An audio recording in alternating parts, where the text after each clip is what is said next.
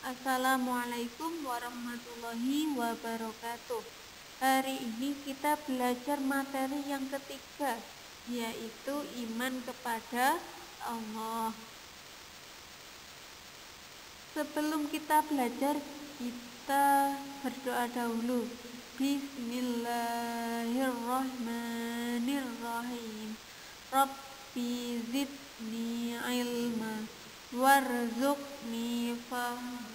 Amin ya rabbal alamin. Sebagai umat Islam, kita diwajibkan untuk percaya kepada Allah.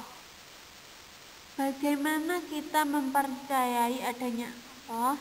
Kita bisa melihat ciptaannya seperti gunung, matahari, bulan, kemudian tanah, air, pohon, bunga, buah, dan manusia. Di rumah kalian pasti ada kursi, ya enggak? Nah, kursi aja ada penciptanya, yaitu siapa? Pak Tukang. Nah, Pak Tukang itu manusia, berarti yang membuat manusia itu juga ada. Siapa yang membuat manusia? Allah, kayak gitu. Jadi setiap yang ada di bumi itu pasti ada ciptaannya. Kemudian lagi nih, ada kacang hijau. Nah, kacang hijau itu tumbuh menjadi tanaman yang biasa kita sebut dengan tauge atau cambah. Nah, itu siapa yang menumbuhkan dari kacang hijau menjadi tanaman toge atau cambah? Iya, yang menciptakan hanya Allah. Kalau manusia itu tidak bisa menciptakan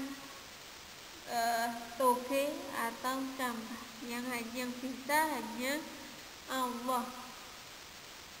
Nah, gitu. Manusia hanya bisa berusaha, yaitu gimana caranya? Menyirami setiap hari yang menumbuhkan Allah, kayak gitu ya. Selanjutnya ciptaannya Allah juga, yaitu telur ayam. Telur ayam itu yang menciptakan Allah. Telur ayam dirami oleh induknya ayam. Setelah cukup waktunya, telur itu akan menetas menjadi anak ayam.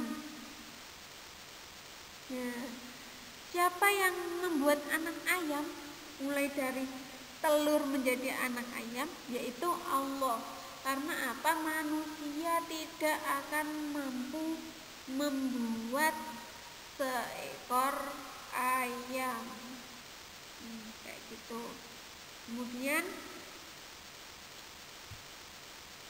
Allah juga menciptakan ini, bumi dan isinya.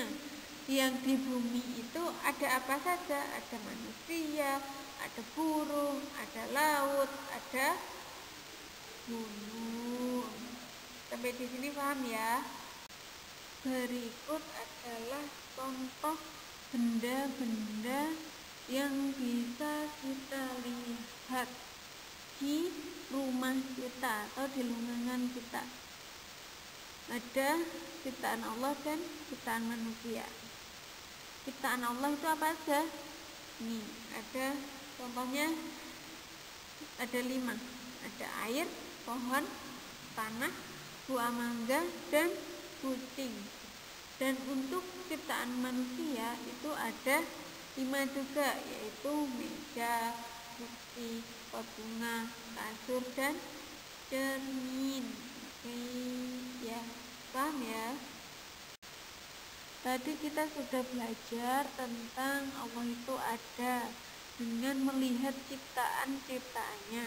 Maka sekarang kita lanjut belajar tentang Allah itu Maha Esa. Nah, apa yang dimaksud dengan Esa? Esa itu berarti satu atau tunggal. Jadi Allah itu satu. Allah itu tidak mempunyai anak dan Allah juga tidak diperanakkan. Jadi Allah itu tidak mempunyai bapak maupun ibu. Jadi Allah itu hanya satu, berdiri sendiri. Oke, contoh lain yang bisa kita lihat yaitu kapal laut. Kapal laut saat berlayar itu yang menjalankan adalah nahkoda, dan setiap kapal itu pasti hanya satu nahkoda yang menjalankan kapalnya. Begitupun dengan bumi dan isinya ini, yang menjalankan atau yang mengatur bumi dan isinya itu hanya Allah. Begitu. Ini sekarang kita belajar tentang perbedaan manusia dan Allah. Kalau manusia saat melakukan kesalahan itu pasti akan mengalami kecelakaan atau terjadi yang sesuai direncanakan.